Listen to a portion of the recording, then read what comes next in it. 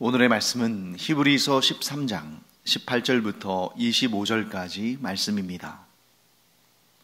우리를 위하여 기도하라.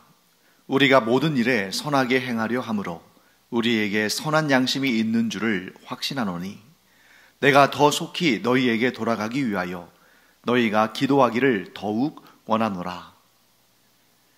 양들의 큰 목자이신 우리 주 예수를 영원한 언약의 피로 죽은 자 가운데서 이끌어내신 평강의 하나님이 모든 선한 일에 너희를 온전하게 하사 자기 뜻을 행하게 하시고 그 앞에 즐거운 것을 예수 그리스도로 말미암아 우리 가운데서 이루시기를 원하노라. 영광이 그에게 세세 무궁토록 있을지어다. 아멘. 형제들아, 내가 너희를 권하노니 권면의 말을 용납하라. 내가 간단히 너희에게 썼느니라. 우리 형제 디모데가 놓인 것을 너희가 알라. 그가 속히 오면 내가 그와 함께 가서 너희를 보리라. 너희를 인도하는 자들과 및 모든 성도들에게 문안하라. 이달리아에서 온 자들도 너희에게 문안하느니라. 은혜가 너희 모든 사람에게 있을지어다. 네, 오늘로써 히브리서를 모두 마치게 됩니다. 히브리서는 서신서죠. 서신서는 편지입니다.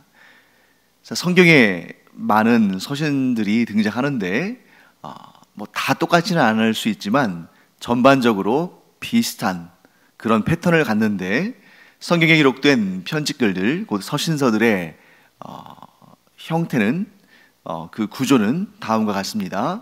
맨 앞에 뭐가 나오겠어요? 네, 첫인사가 나오겠죠. 그리고 그 다음에 그 편지를 받는 사람들에 대한 칭찬. 물론 이제 항상 칭찬이 있는 건 아니지만 보통은 그 편지를 받는 사람들에게 또 좋은 점이 있을 때 그것을 칭찬합니다. 그리고 나서 문제를 제기하죠. 칭찬할 것은 칭찬하고, 그런데 너희들에게 이런 문제가 있다. 이런 문제가 있다고 들었다 하고 그 문제에 대해서 제기를 하고, 그 다음에 그 문제를 푸는 방법, 또 권면할 것은 권면하고 모르는 것은 알려주고, 알고 있지만 그것을 혼동하거나 혹은 어지럽혀지거나 혹은 왜곡된 것들을 바로잡는 이러한 수정과 권면, 이러한 내용들이 이제 본격적으로 등장하죠. 그리고 이제 거의 후반부에 와서는 부탁의 말을 합니다.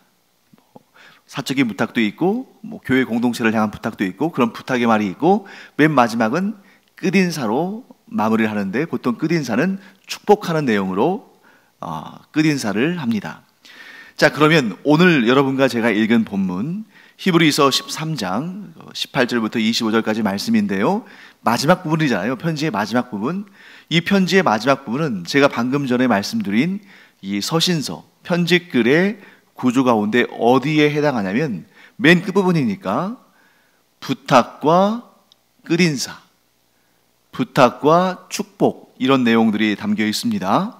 그러면 히브리서 기자는 이 편지를 받는 사람들에게 어떤 부탁을 했을까? 자, 그 내용이 18절과 19절에 나오죠. 제가 18절과 19절을 읽어보겠습니다. 우리를 위하여 기도하라. 우리가 모든 일에 선하게 행하려 함으로 우리에게 선한 양심이 있는 줄을 확신하노니 내가 더 속히 너희에게 돌아가기 위하여 너희가 기도하기를 더욱 원하노라. 자, 뭘 부탁합니까? 우리를 위해 기도하라. 자, 여기에서 우리라는 1인칭 복수형을 쓴 걸 통해서 우리 뭘 알 수 있습니까?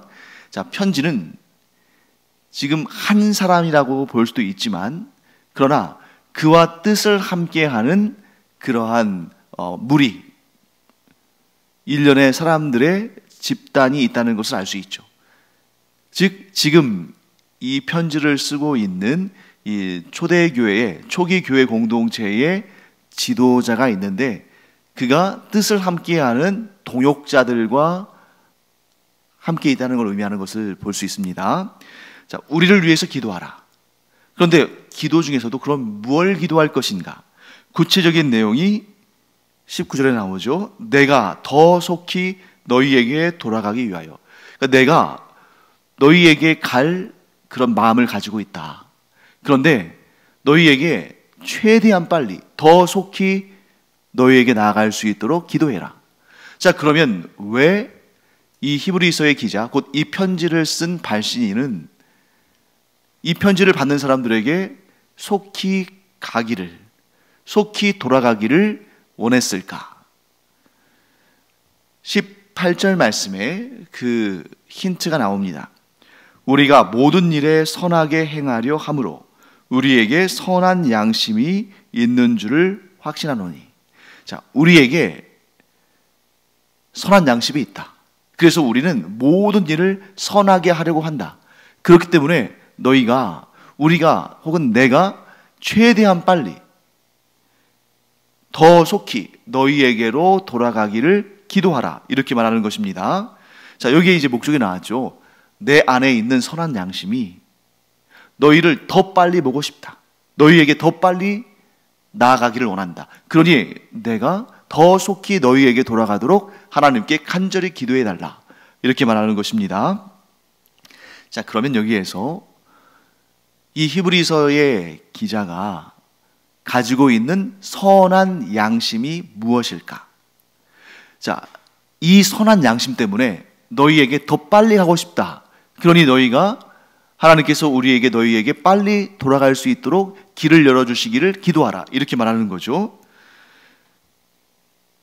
그에게 있는 선한 양심, 그것을 알기 위해서는 우리가 그 반대의 개념을 알면 더 이 내용에 대해서 정확한 정보를 얻을 수가 있습니다. 자, 이 히브리서 기자와 그의 동역자들이 가지고 있는 선한 양심은 무엇인가? 그 선한 양심을 알기 위해서는 그와 반대되는 것을 알아야 된다. 그리고 이미 이 히브리서의 기자는 자신들이 가지고 있는 선한 양심과 반대되는 것들을 이미 앞에서 다 얘기했어요.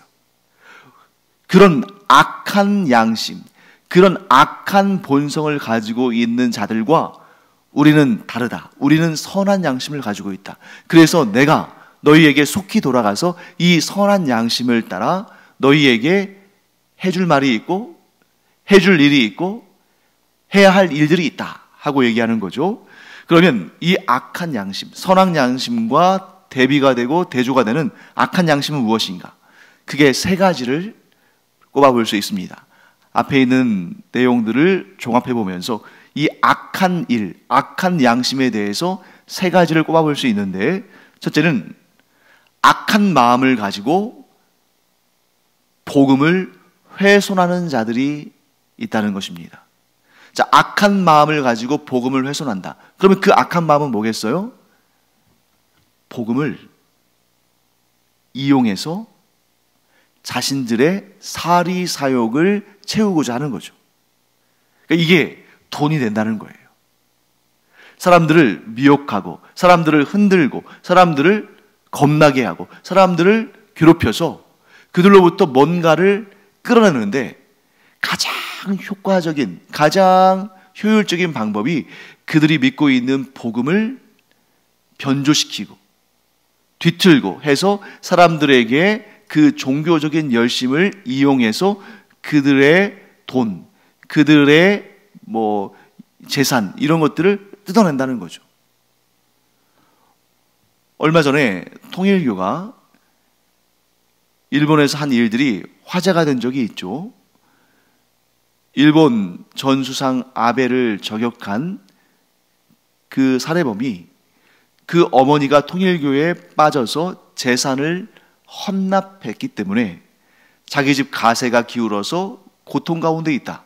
그래서 통일교 교주를 죽이려 하다가 그것이 여의치 않으니까 일본의 통일교를 확산시키는데 도움을 준 거라고 여겨지는 아베. 왜냐하면 아베가 그 통일교 행사에 이런 축사를 했거든요. 그래서 그 원한을 품고 아베를 죽였다. 이렇게 진술을 했죠.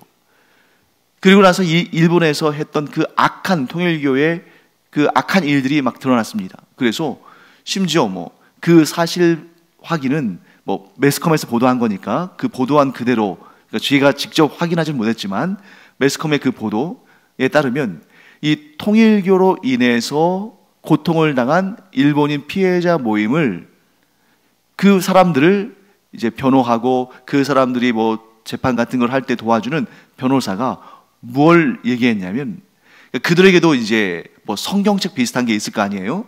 뭐 성본이라고 썼던 것 같은데, 그것은 이제 뭐 문선명, 장길자 뭐 이런 사람들의 뭐 어록 뭐 이런 것이겠죠.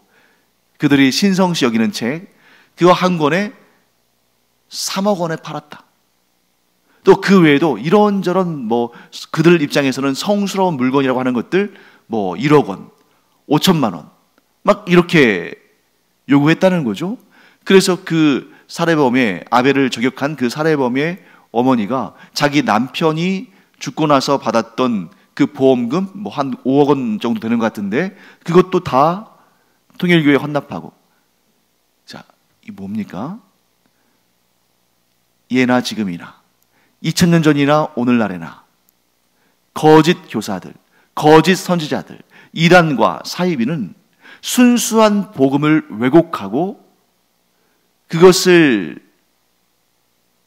믿기로 사람들에게 돈을 뜯어내는, 그들이 뭐 탕진하든 그들이 뭐 신용불량자가 되든 그들의 가업이 파산하든 그거는 관심 없이 뭐든지 뜯어내려고 하는 그런 악한 자들이 있다는 거죠. 바로 여기에 그런 자들, 그런 악한 양심을 가지고 복음을 이용해서 그 복음을 왜곡하고 그 복음을 도구 삼아서 사람들을 두렵게 하고 사람들을 강요해서 그들의 재산을 갈취하는 그런 악한 양심을 가진 사람들이 있다는 것이죠.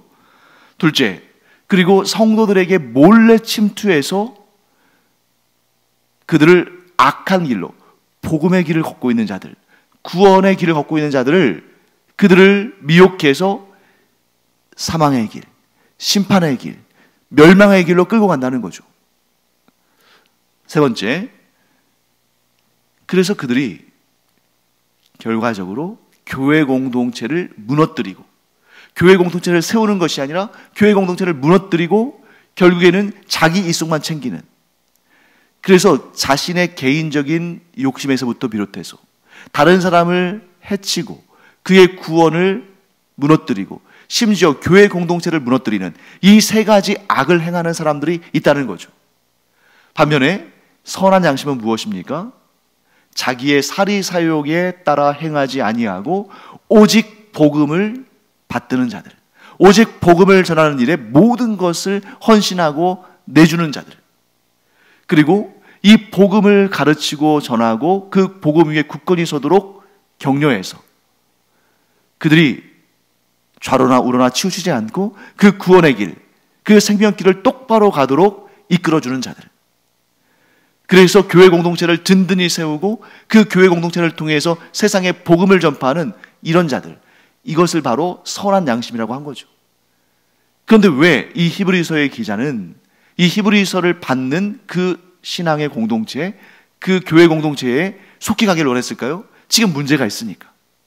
그 문제를 바로잡고 그 훼손된 복음을 다시 정결하게, 깨끗하게 굳게 세우고 미혹되고 있는, 미혹받고 있는 성도들을 견고히 붙들어주고, 그래서 위기 가운데 있는 교회 공동체를 바로 세우는 그런 일에 마음을 두고 있는 자들, 그들을 향해서 뭐라고 합니까? 선한 양심. 그 어떤 사리사욕도 품지 않고 오직 하나님의 영광을 위해서, 오직 그리스도의 복음을 위해서, 오직 성도들의 구원을 위해서 온 마음을 쓰는 자들, 그들이 선한 양심을 가지고 있는 자들이다. 사랑하는 성도 여러분, 이 일을 위해서 우리가 함께 기도해야 됩니다. 그래서 1차적으로는 여러분들이 신앙생활을 하는 그 교회의 목회자들, 목사, 또 뭐 전도사, 강도사, 한 선교사, 이런 목회자들이 선한 양심을 가지고 성도들을 잘 이끌어 가도록 기도해야 됩니다. 또한 악한 양심, 곧 이단과 사이비와 또한 정통교회에 있다 할지라도 순수한 의도가 아니라 자기의 사리사욕을 위해서 뭐 가스라이팅을 한다든지, 혹은 뭐 좀 불안감을 조성한다든지, 혹은 복음을 빌미로, 복음을 수단으로 사용해서 자기의 사리사욕을 채운다든지, 그런 자들이 생기지 않도록, 또 그런 자들이 있다면 그들이 속히 회개하고 복음의 본질로 돌아가며 성도들을 위해서 헌신하며 교회 공동체를 든든히 세워가도록 기도해야 됩니다. 또 한 가지는 그런 악한 양심을 가진 자들에게 미혹되는 자들이 없도록 또한 기도해야 됩니다. 즉 악한 자들은 그 죄를 뉘우치고 돌이켜서 회개하고 다시 순수함을 회복하도록, 또한 그 악한 자들에게 미혹되는 자들은 하나님께서 주신 지혜로 그 악을 분별하고 그곳으로 딸려가지 않도록, 그리고 지금 순수한 양심, 선한 양심을 가지고 하나님께 쓰임받는 지도자들은 끝까지 그 선한 양심을 지키도록 우리가 기도해야 됩니다. 이 기도를 통해서 하나님 나라의 역사가 더 견고하게, 더 넓게 확장될 줄로 믿습니다. 자, 그 다음에 20절과 21절 말씀 보겠습니다. 양들의 큰 목자이신 우리 주 예수를 영원한 언약의 피로 죽은 자 가운데서 이끌어내신 평강의 하나님이 모든 선한 일에 너희를 온전하게 하사 자기 뜻을 행하게 하시고 그 앞에 즐거운 것을 예수 그리스도로 말미암아 우리 가운데서 이루시기를 원하노라. 영광이 그에게 세세 무궁토록 있을지어다. 아멘.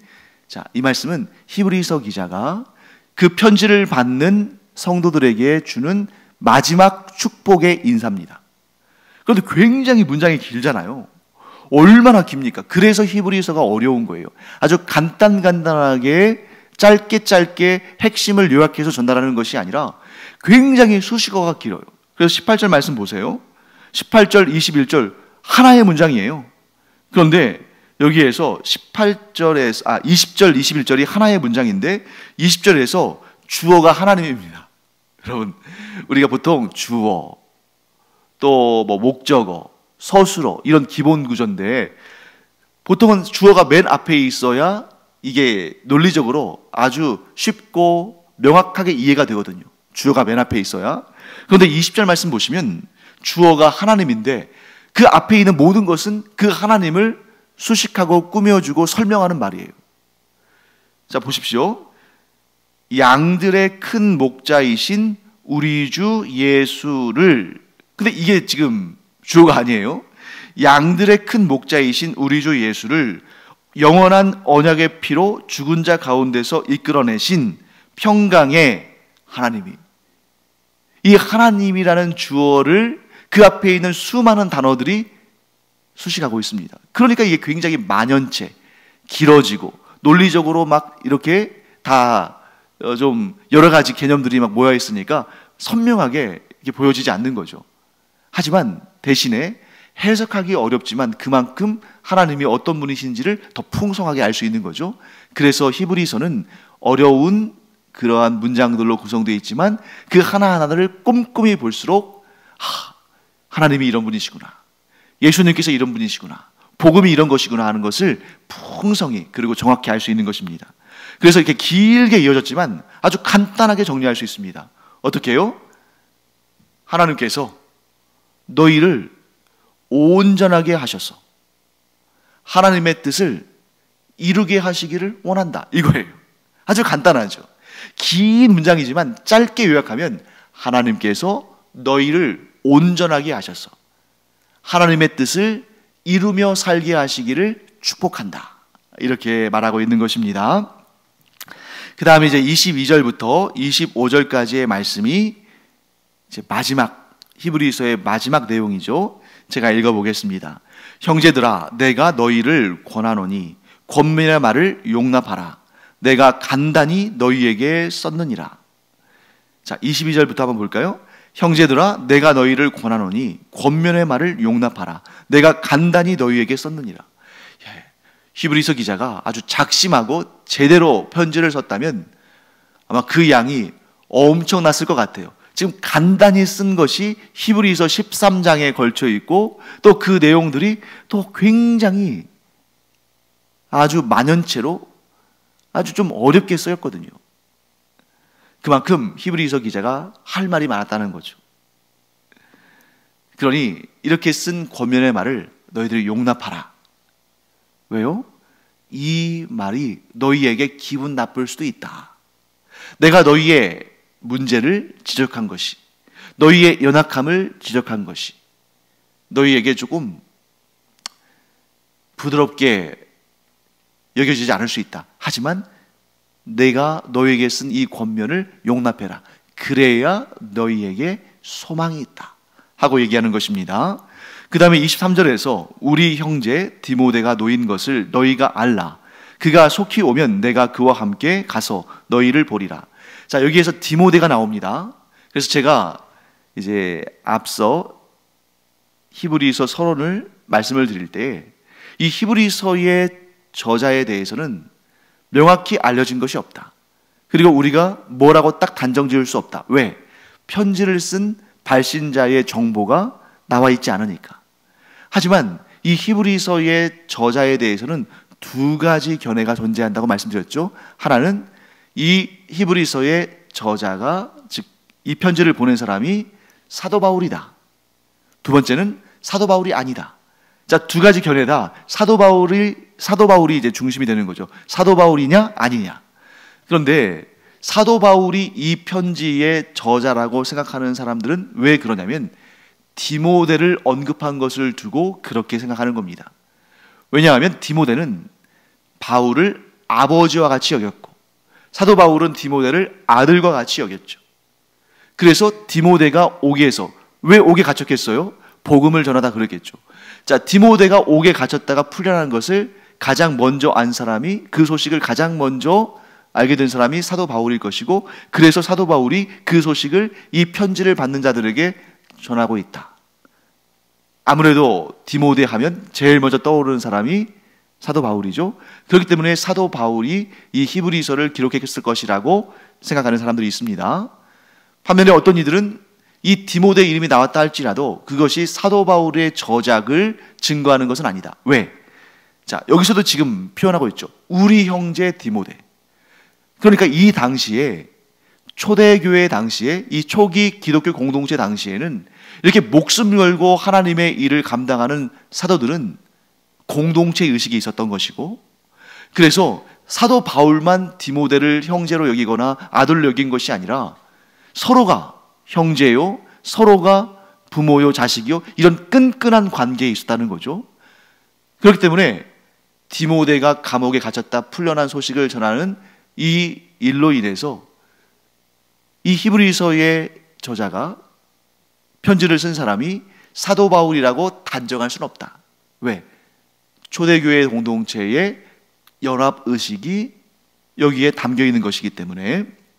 그래서 히브리서의 기록자, 곧 이 편지를 쓴 사람이 누군지는 우리 명확히 알 수는 없습니다. 자, 그 다음에 이제 마지막 인사를 하고 축복을 합니다. 너희를, 24절 25절, 너희를 인도하는 자들과 및 모든 성도들에게 문안하라. 이달리아에서 온 자들도 너희에게 문안하느니라. 이달리아는 이탈리아를 의미하는 거죠. 자, 그곳에 또 로마 교회가 있었을 것이고요. 25절, 은혜가 너희 모든 사람에게 있을지어다. 이게 마지막 인사입니다. 사랑하는 성도 여러분, 우리가 서로에게 형제가 되고 가족이 되고 은혜를 축복하는 그런 사람이 된다는 것, 이게 바로 우리가 하나의 그리스도의 몸 대신 하나의 믿음의 공동체 안에 있다는 것을 드러내고 있습니다. 그렇기 때문에 우리가 히브리서를 이제 마무리하면서 이런 마음 갖기를 바랍니다. 나 한 사람 신앙생활 잘하면 돼. 구원은 어차피 개인적인 거야. 내가 예수 믿으면 구원받은 것이고 내가 예수 믿지 않으면 구원받지 못하는 것인데, 그러니까 교회에서 이런 관계 저런 관계 골치 아프게 할 필요 없이 그저 나 한 사람 신앙생활 잘하면 돼. 더군다나 요즘 이 코로나19 상황 속에서 이런 신앙의 개인주의가 더 깊어지고 있는 것 같아서 좀 우려가 됩니다. 그런데 여러분, 제가 지난번에 말씀드린 것처럼 구원은 전적으로 개인적인 신앙의 고백으로 말미암는 것이긴 하지만 예수 그리스도를 나의 구주로 영접하고 구원받는 것은 신앙의 첫걸음이지 그게 끝이 아니다. 예수 그리스도를 나의 구주로 영접하여서 이 신앙생활에 아름답고 복된 시작을 했다면 그 다음에는 뭘 해야 되는 겁니까? 예수 그리스도를 닮아가는 삶을 살아야 되는데 예수님께서 우리에게 뭐라고 말씀하셔요? 너희는 서로 사랑하라. 너희가 서로 사랑할 때 너희가 나에게 속한 것인 줄을 사람들이 알 것이다. 그러므로 교회 공동체는 나 한 사람 신앙생활 잘하고 나 한 사람 잘 살면 되는 그러한 사람들의 모임이 아니라 예수님께서 나를 사랑하시듯이 예수님께서 나를 사랑하셔서 그 영원한 생명을 내어주신 것처럼 나도 나의 몸처럼 성도들을 사랑하는 이런 공동체를 이루어야 한다 하는 사실을 꼭 기억하시기 바랍니다. 기도하겠습니다. 하나님, 저희가 교회라는 예수님의 몸된 공동체의 구성원들로서 살아가게 하심을 감사드립니다. 구원받은 백성들이 서로 자기 자신만을 생각하며 사는 것이 아니라 예수님께서 나를 사랑하시듯이 나도 믿음의 형제자매들을 사랑하며 한 마음 한 뜻을 이루며 한 몸을 이루어야겠다 하는 그런 마음으로 우리가 더욱더 끈끈한 사랑으로 하나 되게 하여 주시옵시고, 또한 믿음이 흔들리는 자를 붙들어주고 믿음이 장성하게 이끌어주는 그런 저희들 되게 하여 주시옵소서. 감사드리며 예수님의 이름으로 축복하며 기도합니다. 아멘. 기도하는 시간입니다. 이 히브리서를 마무리하면서 우리 꼭 이런 기도 제목 갖기를 바랍니다. 교회의 지도자들, 또 복음을 전하는 자들이 악한 양심이 아니라 선한 양심을 가지고 복음에 하나님께서 맡기신 그 사명에 충성을 다하기를 우리가 기도해야 되겠습니다. 또한 더불어 이 땅에 더 이상 그런 이단, 사이비, 거짓 교사들이 성도들을 미혹하지 못하도록, 그런 자들은 계속해서 나오겠지만 성도들이 믿음 위에 굳게 서서 흔들리지 않도록, 미혹되지 않도록 또한 기도해야 되겠습니다. 더불어서 그런 이단 사이비에 현혹되어서 그곳에 빠져들어간 자들이 성령의 놀라우신 역사 가운데 밝히 보게 되므로 무엇이 악하고 무엇이 선한지를 밝히 구별함으로 그 악한 집단에서 나와서 복음의 본질이 깨끗하고 거룩하게 지켜지고 있는 그러한 정통교회에서 신앙생활을 다시 시작할 수 있도록 우리 기도하기 바랍니다. 기도하겠습니다.